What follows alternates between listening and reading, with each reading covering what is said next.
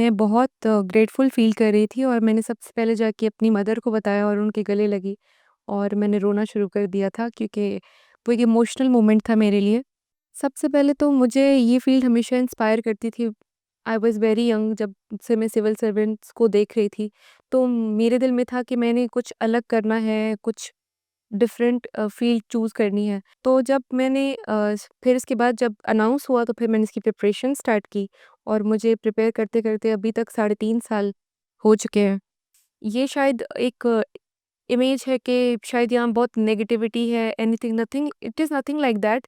और यहाँ का जो एक गवर्नमेंट है, चाहे लोग हैं, it is very inclusive environment. मैंने अपनी एजुकेशन अपना मैट्रिक, एफएससी और बीए तक जो है ना वो नोश्की से ही अपनी तालीम हासिल की है। उसके बाद मैंने यूनिवर्सिटी ऑफ बलूचिस्तान से डबल मास्टर्स किया है। मुझे बहुत लोगों ने जो है ना फ़ोन्स किए, मैसेजेस किए और मैंने सोशल मीडिया पे भी देखे, अपने लिए पोस्ट देखी, तो काफ़ी पॉज़िटिव रिस्पॉन्स रहा और लोगों ने मुझे बहुत एप्रिशिएट किया है।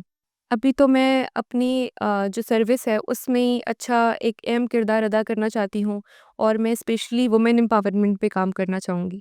अपने ख्वाब देखें और उन ख्वाबों को पूरा करने के लिए डिटरमाइंड रहें।